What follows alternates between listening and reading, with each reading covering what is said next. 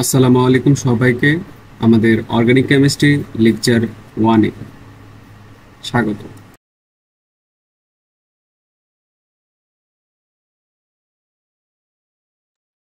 আচ্ছা, আমি বলি, তোমরা হয়তো বা বলতেছো না। আমি জিজ্ঞাসা করি পেজ বাই পেজ, ঠিক আছে? অবশ্যই মনে করো বাকিরা পারে, তুমি পারো না, পেজটি লজ্জার কিছু নাই। মানে তুমি বললা না যে ঠিক আছে, থাক, বল। যদি বলি হঠাৎ করে সবাই পারে আমি পারি না, এটা প্রশ্ন করি, যদি কিছু একটা মনে করে ভাইয়া বা বাকিরা কি না কি মনে করি, তুমি জিজ্ঞাসা করলে না, তোমার লস। বুঝছো? জিরো হেজিটেশনে জিজ্ঞাসা করতে হবে। এবার আমরা প্রথম অংশগুলোতে যাই। আমাদের নামকরণের অ্যাপ্লিকেশনের আগ পর্যন্ত একদম উদ্ভূত পদ্ধতি, ট্রিভিয়াল পদ্ধতি, এগুলো মেডিকেল মানে অ্যাডমিশন ছাড়া কোথাও লাগবে না। বুঝছো? তোমরা কি আমার কথা শুনতেছো? জি ভাই, জি শুনতেছি। শুনতেছি। আচ্ছা, তোমরা 9-10-এ প্রাণ শক্তি মতবাদ পড়ছো কে কে?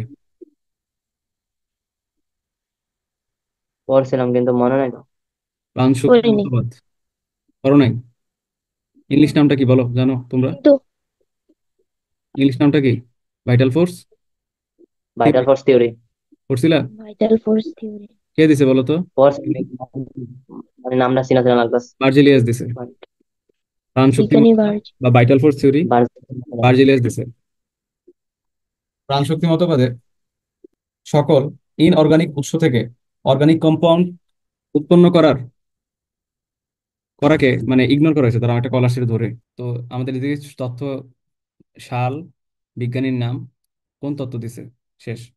ভার্জিলিয়াস কি দিছে? প্রাণশক্তি মতবাদ, ভাইটাল ফোর্স থিওরি, 9-10-এর পড়া। ভার্জিলিয়াস কত সালে দিছে? সালটা সর্বোচ্চ মনে রাখতে পারি, বাট অত বেশি ইম্পর্টেন্ট না। আর হচ্ছে 1815। ভার্জিলিয়াস কি কি কি মানে মানে প্রাণশক্তি মতবাদের মূল কথা কি? মূল কথাটা জানলে বানিয়ে লিখতে পারবো যে সে বলছে ইনঅর্গানিক উৎস থেকে অর্গানিক কম্পাউন্ড বানানো যাবে না। ইনঅর্গানিক উৎস থেকে কি অর্গানিক কোনো মানে, বা সহজ ভাষা হচ্ছে ল্যাবরেটরিতে কোনো আমার জৈব উপাদান তৈরি করা সম্ভব না।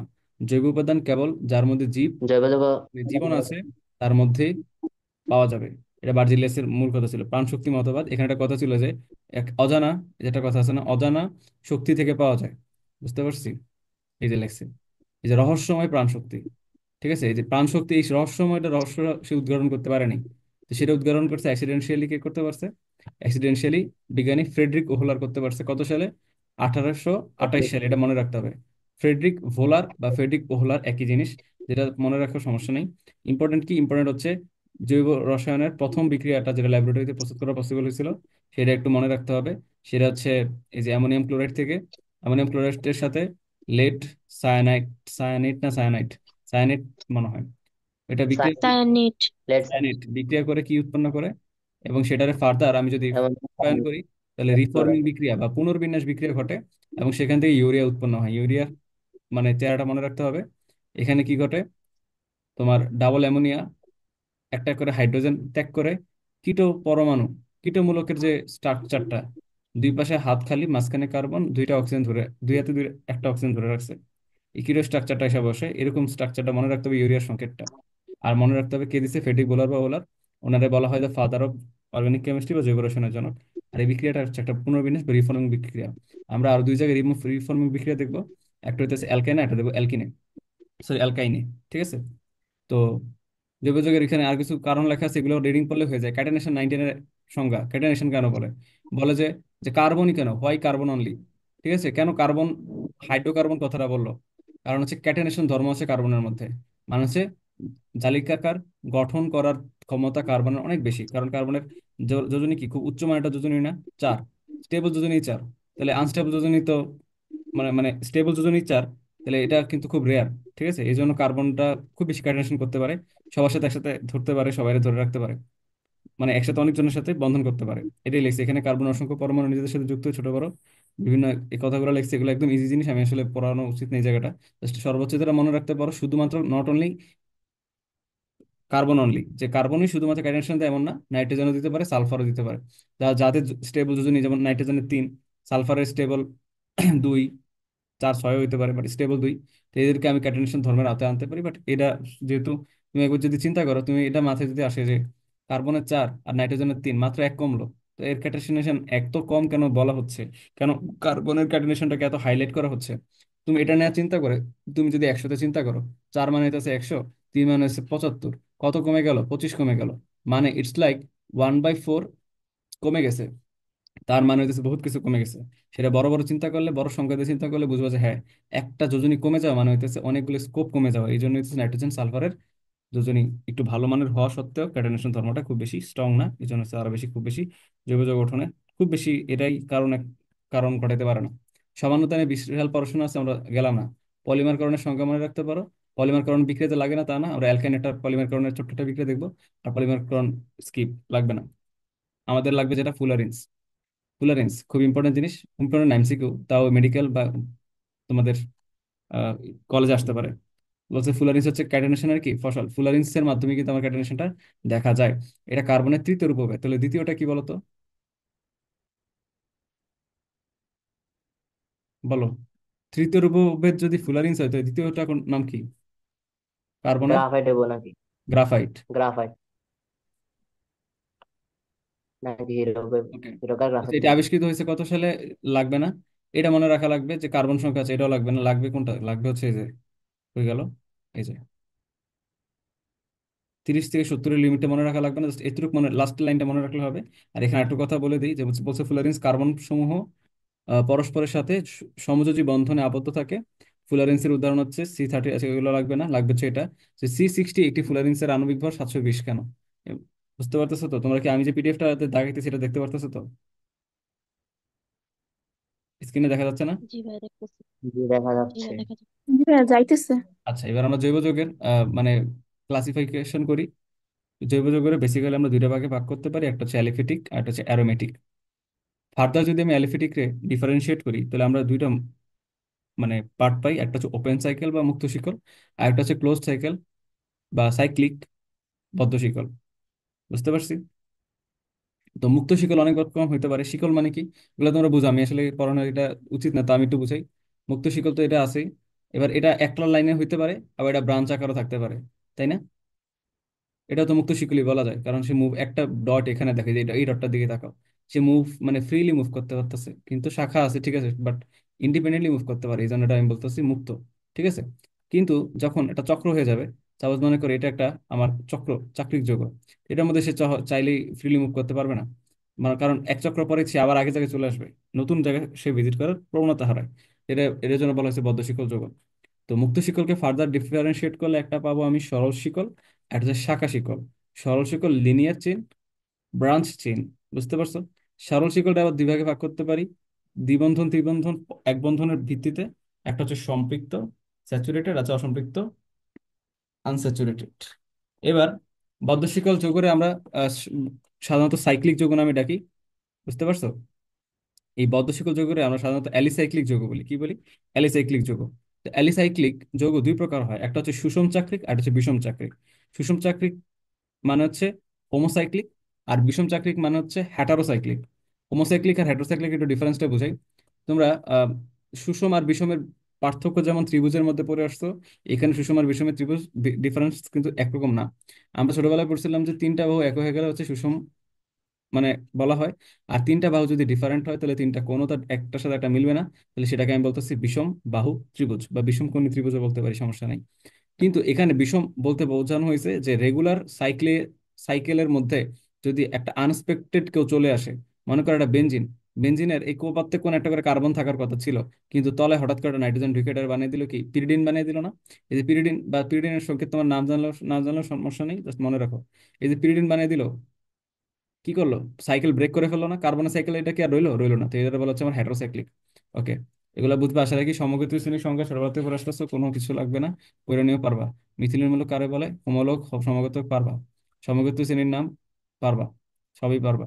সমগত শ্রেণীর বৈশিষ্ট্য তাও পারবা, এগুলো পারবা। ডিগ্রি সবকিছু পারবে, এগুলো লাগবে না। লাগবে যেটা সেটা লাগবে এটা। এই ছবিটা সুন্দর মতো উঠে নাই, কিন্তু এটা মুখস্থ রাখতে হবে, এটা অবশ্যই মুখস্থ রাখতে হবে। আর এটা বেশি সহজ, মানে খুব বেশি কঠিন না। কারণ এই চার্টের মধ্যে অনেকে থাকলে, প্রায় কয়টা আছে, প্রায় 15টা আমার ডিফারেন্ট কার্যকরী মূলক বা ফাংশনাল গ্রুপ। কার্যকরী মূলক কাকে বলে কয়ের প্রশ্নের জন্য পড়ে রাখতে পারো, 19 অনেক বেশি ইম্পর্টেন্ট ছিল, ইন্টারে আসে না, তাও পড়ে রাখতে পারো। কার্যকরী গ্রুপ, মূলক বা ফাংশনাল গ্রুপ। আচ্ছা, আমি যে টানতেছি তোমরা বুঝতে পারতেছো তো? কারো যদি একদম লাইফে প্রথম অর্গানিক কেমিস্ট্রি হয় বা ইন্টারমিডিয়েট প্রথম, তাহলে আমার বইলো। আমি ধরে নিতেছি তোমরা নামকরণ পারো, আমি জাস্ট একটু টানতেছি। মানে টানার কথা ছিল না, আমি বলছিলাম যে সরাসরি নামকরণ দিয়ে শুরু করবো। বুঝছো তো? বুঝছি। জি ভাইয়া, বুঝতেছি। আচ্ছা, এই এই জায়গাটা হচ্ছে তোমার হচ্ছে কয়টা, 15টা আছে। 15টার মধ্যে আমার লাগে শুধুমাত্র অল্প কয়েকটা, কিন্তু সবগুলো আমার জানার প্রয়োজন। আমার যেমন কার্বক্সিলিক অ্যাসিডটা লাগে, আমার হচ্ছে সায়ানাইড লাগে না, আমার অ্যালডিহাইড লাগতেছে, কিটোন লাগতেছে, অ্যালকোহল লাগতেছে সর্বোচ্চ, অ্যামিন লাগতে পারে, আর বাকিগুলো তো আছেই। শুধু এটুকু মনে রাখতে হবে, ক্লোরিন তো এদিকে আছে, জাস্ট এই দুইটা দিয়ে মনে রাখবে। হ্যালোজেন, হ্যালোজেন একটু নিচের দিকে থাকে, আর হ্যালোজেনের চেয়ে নিচে থাকে নাইট্রো। এই কথাটা মনে থাকবে, কারণ আমরা সাধারণত মনে করি সবাই যেহেতু কমে আসতেছে, হ্যালোজেন সবার শেষে নিচে, এর মনে কেউ নাই। কিন্তু অনেক আমরা এটা ভুলেই যাই যে নাইট্রোটা হ্যালোজেনের চেয়েও বেশি কম শক্তিশালী। শক্তিশালী না, মানে এখানে হচ্ছে গুরুত্ব। আইউপ্যাক নামকরণের ক্ষেত্রে কাকে বেশি নাম গুরুত্ব দেওয়া হবে সেটা ডিপেন্ড করতেছে এই জায়গাতে, মানে এই চারটাতে। প্রথমে দেওয়া আছে কার্বক্সিলিক মূলক COOH এর, এরপরে দেওয়া আছে কি সালফোনিক অ্যাসিডের, তারপর হচ্ছে কি আমার এসিরামাইড, তারপর কি সায়ানাইড বা নাইট্রাইল বলতে পারি। ঠিক আছে? তারপর হচ্ছে কি অ্যালডিহাইড, তারপর হচ্ছে কিটোন, তারপর হচ্ছে অ্যালকোহলীয় মূলক, তারপর হচ্ছে থায়ল। থায়লকে এটা বুঝতে পারো, সালফার হাইড্রোজেন থাকলে থায়ল বলে। NH2 মানে হচ্ছে অ্যামিন, অ্যামোনিয়া থেকে একটা হাইড্রোজেন চলে গেলে যেটা রয়ে যায় সেটা হচ্ছে অ্যামিন মূলক। ঠিক আছে? আর এগুলো তো আমরা চিনি। OR মানে হচ্ছে ইথার মূলক, এক পাশে অক্সিজেন, আরেক পাশে আর, আরেক পাশে, এটা OR বলা উচিত না, এটা ROR বলা উচিত। এবং শুধু ROR বলা উচিত হবে না, এটা বলা হবে আর আর প্রাইম ও আর আর প্রাইম। মানে এটার কম্বিনেশনটা আর ও আর হইতে পারে, আর প্রাইম ও আর প্রাইম হইতে পারে, আর ও আর প্রাইম হইতে পারে, আর প্রাইম ও আর প্রাইম আর হইতে পারে। মানে যে কোনো কিছু হইতে পারে, ডাজেন্ট ম্যাটার। আমি জাস্ট একটু টানি। এখানে দুইটা চার্ট আছে, এই চার্টটা খুবই ইম্পর্টেন্ট, খুবই ইম্পর্টেন্ট, খুবই ইম্পর্টেন্ট। দুইটা কথা লেখা আছে, প্রথম ঘরে লেখা আছে মূলকের নাম, একটা লেখা আছে প্রতিস্থাপক হিসেবে নাম। এই দুইটা কথা মনে রাখতে হবে। সে সে যে কোন একটা কার্যকরী মূলক যদি সরাসরি কার্যকরী মূলক হিসেবে একটা যৌগতে বসে, তাহলে যৌগটা শেষে নামটা কিভাবে উচ্চারিত হবে, এবং সে যদি মানে ওই যৌগতে প্রতিস্থাপক হিসেবে বসে, তাহলে তার নামটা কেমন হবে। বুঝতে পারছি? আমরা এই জিনিসটাতে ব্যাখ্যাতে যাব না, আমি আগে একটা কঠিন নাম দিব, তোমরা দেখি এটা পারো কিনা। পারলে বুঝো তোমাদের এটা ক্লিয়ার, আর না বুঝলে আমি এটা মানে ব্যাখ্যাতে যাব। এখানে এই পৃষ্ঠার ছবিটা ভালো মতো বুঝছে নাই, তাও আমি আশা রাখি তোমরা বুঝবা যে এখানে খুব বেশি কঠিন জিনিস লেখা নেই। যা কিছু দেওয়া আছে সহজ, সহজই দেওয়া আছে, খুব বেশি কঠিন কিছু নাই। জৈব যৌগের নামকরণ এখান থেকে স্টার্ট হয়েছে। এগুলো হচ্ছে ট্রিভিয়াল পদ্ধতি, বিভিন্ন পদ্ধতি আছে, যে সাধারণ পদ্ধতি, উদ্ভূত বা জাত পদ্ধতি, এগুলো দেওয়া আছে, আশা রাখি বুঝবা। এগুলোর ক্লিয়ার ছবি পরে দেওয়া আছে, এবং এগুলা কেন ত্রুটিপূর্ণ সেটাও দেওয়া আছে। এবং ফাইনালি আমরা কোন পদ্ধতিটা অ্যাডপ্ট করছি, আইউপ্যাক বা জেনেভা পদ্ধতি। ঠিক আছে? তো জেনেভা পদ্ধতিতে যাওয়ার আগে আমি আগে তোমাদের একটা এক্সাম্পল দিব। এখানে আমি পুরো কার্যকরী মূলকের নাম লেখার নিয়মগুলো লিখছি, এছাড়াও আমি আরো কিছু নিয়ম দিব, তাহলে আরো বেশি তোমাদের জন্য বোঝাটা ইজি হয়ে যাবে। আমি একটা নাম দিই, তোমরা এটার নামটা আগে লিখে দাও, দেখে আমি বুঝি তোমরা পারো কিনা।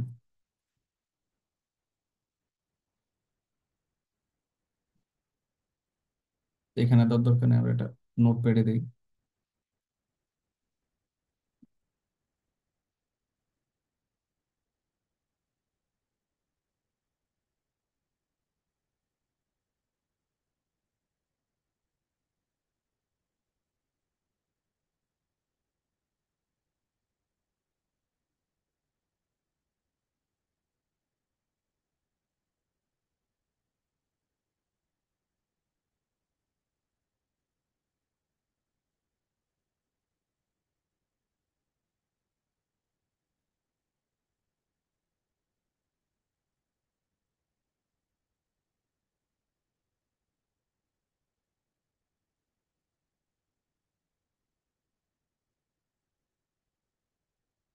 দেখি এটার নামকরণ করো।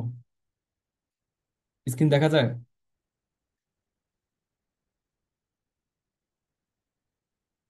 এটার নামকরণ দিয়ে স্টার্ট করো, দেখি এটা পারো কিনা। স্ক্রিন দেখা যায় কিনা এটা বলো তো। জি ভাইয়া, যায়। এটার নামকরণ করো।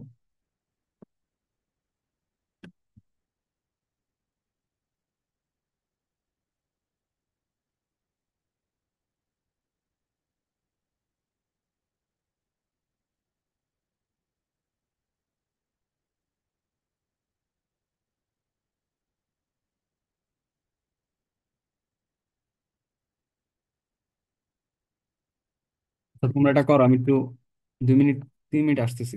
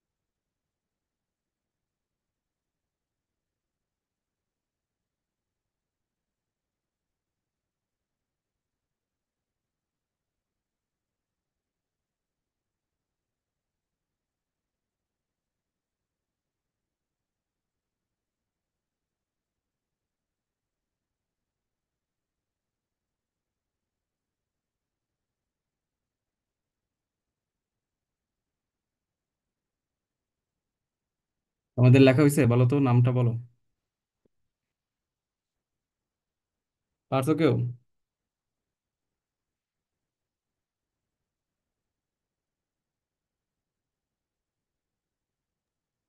ভাইয়া বলতেছি দেখো। বাকিরা পারো নাই? ফোর ফরমাইল, থ্রি অক্সো, আচ্ছা, তারপর? Three four four trimethyl, আর হচ্ছে ডাই ডাই হাইড্রোক্সি পেন্টেন। না না, সরি সরি, প্যান্টেন আসবে কেন? না চিন্তা করো। হেক্সেন না ভাইয়া? হেক্সেন আসবে কেন?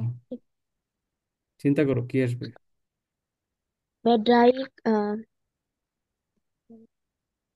সমস্যা নেই, মানে আমি এগুলো করে দেবো, সমস্যা নেই। প্রত্যেকটারই ধরে ধরে করাবো। আমি একটু যদি চিন্তা করি, আমরা এখানে দীর্ঘ শিকলের হিসাব আলাদা, ঠিক আছে? দীর্ঘ শিকল টিকল নাই। দীর্ঘ শিকল কখন হয়? যখন কার্যকরীমূলক কার্বন যুক্ত কার্যকরীমূলক বসবে না, তখন আমি দীর্ঘ শিকলের হিসাব করি। আর যখন আমার কি বলে, ও আচ্ছা, যৌগতে তো ভুল আছে, সরি, আমি তো ভুল যৌগ দিয়ে চলে গেছি। এটা একটু কষ্ট করে কারেক্ট করো। শিট। এই যে এখানে কার্বন তো দেখছো, কার্বনের দুইটা হাত, এটা তোমরা দেখছো নাই? তোমরা এখান থেকে সিএচওটারে ফেলে নিয়ে আসো। এ পাশে সিএচও, এ পাশে লাগে সিএইচ থ্রি, আর এই পাশে দাও একটা, দাও কি সিএইচ থ্রি দাও।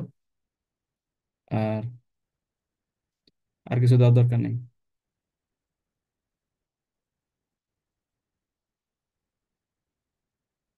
না, দেওয়া যায়, এটাতে দেওয়া যায়। বুঝছো? দেখো, এটার নামকরণ কি করব নাকি? এটা খুবই কমপ্লেক্স মনে হয়, তাহলে আমরা একদম বেসিকে চলে যাই। নামকরণ করার সময় লস হতে পারে। দেখো, আমি জাস্ট এটা বলে দিই, এটার প্রধান শিকল হবে এটা, ঠিক আছে? কারণ সর্বোচ্চ শক্তিশালী কার্যকরী গ্রুপকে অবশ্যই প্রধান শিকলে ইনক্লুড করতে হবে। এটা সবচেয়ে বেশি শক্তিশালী নিয়ম। তারপরে কোনটা বৃহৎ শিকল কোনটা ক্ষুদ্র শিকল আসবে, বুঝছো? আর এখানে বাকি অংশগুলোর নামকরণ আসলে হবে কিনা এটা ম্যাটার করে। জিনিসটা আসলে খুব কমপ্লেক্স বানিয়ে ফেলছি, মানে কমপ্লেক্স না, মানে বিদঘুটে বানিয়ে ফেলছি। কারণ প্রধান শিক্ষকরা যারা বাদ পড়ে যায় তাদেরকে একটাই সমগোত্রকের মধ্যে কাউন্ট করতে হয়। এখন এটা কি আমার একটা রেগুলার সমগোত্রক হয় কিনা সেটাও একটা ব্যাপার। এখানে কার্বন আছে একটা দুইটা তিনটা চারটা, C4। তাহলে আমাকে সমগোত্রক হইতে হলে অ্যাটলিস্ট কত হইতে হবে? H2n-1 হইতে হবে। আমি এগুলো নিয়ে, এগুলো কিচ্ছু টেনশন, তারা পারো না, টেনশন করার কিছু নেই, আমি পড়াইতেছি। তাহলে এটার মান হওয়ার কথা, হাইড্রোজেন কয়টা থাকার কথা? 4 × 2 = 8, 8-এর থেকে এক বেশি হবে। তাহলে কত হওয়ার কথা? 9 হওয়ার কথা। দেখো তো 9টা হাইড্রোজেন আছে কিনা। 3, 3, 6। দেখো 9টা হাইড্রোজেন নাই, 9 চেয়ে বেশি আছে, 11টা আছে। তাহলে এটার নামকরণ পসিবল না। তাহলে পুরোটারই নামকরণ পসিবল না। যাই হোক, তাও চেষ্টা করছো, ঠিক আছে। তো চেষ্টা যেহেতু করছো, আমরা আমাদের, আমার মনে হয় আমরা কিছু বেসিক নামকরণ বাদ দিয়ে, মানে আমি ওই আমার নোটটা অ্যাকর্ডিং টু মাই নোটটি আমি আগাই। যে জায়গাটাতে তোমার কাছে মনে হয় বাইরে তো বুঝি, তাহলে ওই জায়গাটা আমরা একটু তাড়াতাড়ি কেটে যাবো। দেখো, আমি কিছু এখানে নিয়ম লিখছি।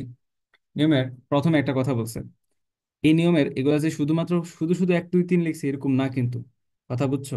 শুধু শুধু 1 2 3 লিখি নাই। এক কেন লিখছি? কারণ এক হইতেছে এখানে বেশি গুরুত্বপূর্ণ, 2 নাম্বার আরো বেশি গুরুত্ব, মানে একটু কম গুরুত্বপূর্ণ, এভাবে আসবে, ঠিক আছে? দেখো, তো প্রথম কথাটা বলছে যে প্রথমে যৌগের প্রধান শিকল খুঁজে বের করি। তো প্রধান শিকল খুঁজে বের করে অনেকগুলো নিয়ম দিছে। প্রথমে বলছে যাদের কার্যকরী মূলকে কার্বন থাকবে তাদের ক্ষেত্রে প্রধান শিকল হিসাব করার সময় কার্যকরী মূলককে অবশ্যই শিকলের ভিতরে অবস্থান করতে হবে এবং শিকলটিকে অবশ্যই দীর্ঘ হতে হবে। তাহলে আমরা এই প্রথম কথাটা সামারাইজ করি। আমার নোটটা যেমনি আছে হুবহু এই নোটটা তো উঠাই পাই। এই নোটটা উঠালে তাহলে আমার এক্সট্রা কি হলো সেটা আমি দেখাবো এখন। যে আমি যে নোটটা দিচ্ছি তার পাশাপাশি আমি এক্সট্রা কিছু জিনিস দিচ্ছি, সেগুলো লিখে রাখো। যেমন এখানে একটা কথা বলছে যে কার্যকরী মূলকের প্রধান শিকল ইনক্লুড করা। এখন আমি বলছি যে শিকল, আমরা যখন অ্যালিফেটিক হাইড্রোকার্বন বা জৈব যৌগ নিয়ে পড়াশোনা করছিলাম, আমরা দেখছিলাম যেখানে সিঙ্গেল শিকল বা ব্রাঞ্চ শিকলের কথা বলছে, সেখানে কি মানে মানে হ্যাটারোসাইক্লিক হোমোসাইক্লিক এ সকল কথা আসছে? আসে নাই। তাহলে এখান থেকে আমি কনফার্ম শিওর যে আমার কাছে যে সাইকেলটা দেওয়া থাকবে সেটা কার্বনের কার্বনের সাইকেল, সেটা কি কার্বনের শিকল হওয়াটা বেশি জরুরি, অন্য কাউকে শিকলে অ্যাড করা যাবে না। তাহলে অন্য কাউকে যদি অ্যাড না করি, তাহলে আমার কার্যকরী মূলকে তো প্রধান শিকল ইনক্লুড করতে হবে। এই কথাটা দ্বারা কি বুঝেছে? এখানে আসলে দুইটা ভাগ আছে। দেখো, কার্যকরী মূলকে আমি আমার দৃষ্টিকোণ থেকে দুই ভাগে ভাগ করতে পারি। একটা হচ্ছে কার্যকরী মূলক। দেখো, কার্যকরী মূলক একটা হচ্ছে কার্বন সহ, আর একটা হচ্ছে কার্বন ছাড়া। ঠিক আছে? তো কার্বন সহর ক্ষেত্রে নিয়ম কি? কার্বন সহর ক্ষেত্রে নিয়ম হচ্ছে অবশ্যই,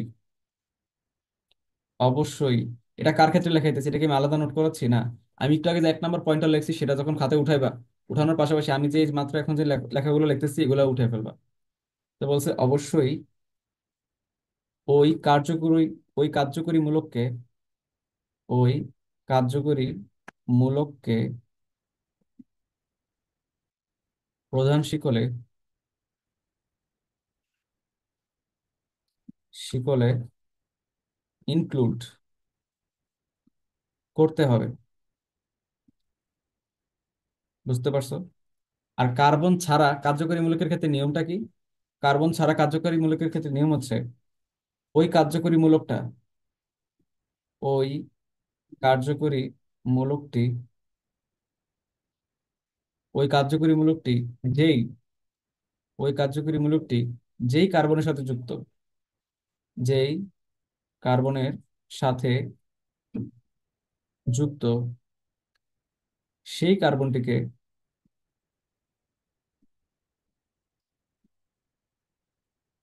প্রধান শিকলে ইনক্লুড করতে হবে।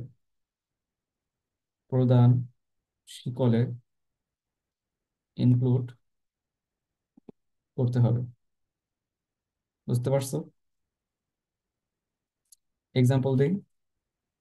মনে করো আমার একটা কার্বন শিকল আমি এরকম পাইলাম যে CH3, CH2, CH, CH3, এখানে আছে আমার অ্যালকোহল। তাহলে আমি, এটা আমার প্রধান শিকল অবশ্যই হবে না, এটা যতই মর্যাদাবান ব্যক্তি হোক না কেন, তার মধ্যে যেহেতু কার্বন নাই, তাহলে তাকে প্রধান শিকল ইনক্লুড করতে হবে না। বরং কাকে প্রধান শিকল ইনক্লুড করতে হবে? সে যে কার্বনটার সাথে যুক্ত সেই কার্বনটাকে প্রধান শিকলে ইনক্লুড করতে হবে। কিন্তু যদি এমন হয় CH3, CH2, সি, COOH, এই পাশে দিলাম CH3, তাহলে আমার এটা দেখতে দীর্ঘতম শিকল হইলেও এটা কি প্রধান শিকল না। কারণ প্রধান শিকল কোনটা? প্রধান শিকল এখানে হওয়ার দাবি রাখে দুইটা। প্রথমটা হচ্ছে এই পাশ থেকে যদি আমি কার্বনযুক্ত কার্যকরী মূলককে কাউন্ট করি, অথবা আমি যদি এই পাশ থেকে কাউন্ট করি কার্বনযুক্ত কার্যকরী মূলককে, তাহলে এটাও হইতে পারে, এটা হইতে পারে। কোনটাকে নিব? আমি দেখলাম এই পাশ থেকে কাউন্ট করলে 3টা কার্বন পাওয়া যায়, বাট এই পাশ থেকে কাউন্ট করলে 2টা কার্বন পাওয়া যায়। এই জন্য আমি বলতে পারি এইটাই যে এটা এটা এটা হবে আমার প্রধান শিকল। বুঝতে পারছি?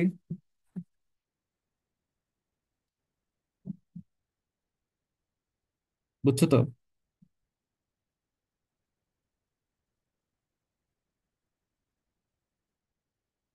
বুঝছি। এবার পরের পয়েন্টটাতে বলছে যে আগে শিকলে কার্যকরীমূলক থাকতে হবে, তারপর তাকে দীর্ঘ হতে হবে। তাহলে আমার ইয়েটা বুঝছো তো? দীর্ঘ শিকল কোনটা, সেটা সেটা যে প্রধান শিকল হবে ডাজেন্ট ম্যাটার, আমাকে অবশ্যই কার্যকরীমূলকটাকে থাকতে হবে। কার্যকরীমূলক যদি কার্বন যুক্ত হয় তাহলে তাকেও নিয়ে প্রধান শিকল কাউন্ট করতে হবে, এবং তার স- কার্বনকেও কার্বন হিসেবে কাউন্ট করতে হবে। বুঝতে পারছি? কার্যকরী মূলকে যদি কার্বন থাকে তাহলে সেই কার্বনকে প্রধান শিকলে ইনক্লুড করতে হবে, এবং সেই কার্বনকেও কার্বন হিসেবে কাউন্ট করতে হবে। আর যদি কার্যকরী মূলকে কার্বন না থাকে, তাহলে সেই কার্যকরী মূলকটা যেই কার্বনের সাথে যুক্ত সেই কার্বনটাকে অ্যাটলিস্ট আমাকে প্রধান শিকলে ইনক্লুড করতে হবে। বুঝতে পারছি? এবার সেকেন্ড পয়েন্ট বলছে, যে এই কথাটাই বলছে আমি যেগুলো মাত্র তখন বললাম। তো বলছে প্রধান শিকল দুই প্রকার, এগুলো লিখছে। এবার 2 নম্বর পয়েন্টে আমরা চলে যাই। বলছে নাম্বারিং করার পদ্ধতি। শিকলটিকে উপযুক্ত পদ্ধতিতে নাম্বারিং করি। এক্ষেত্রে যেভাবে নাম্বারিং করলে আগে কার্যকরীমূলক পাওয়া যাবে সেইভাবে নাম্বারিং করব। ওকে? তো এই কথাটা লিখছে, নাম্বারিং তোমরা অনেকবার পড়ছো।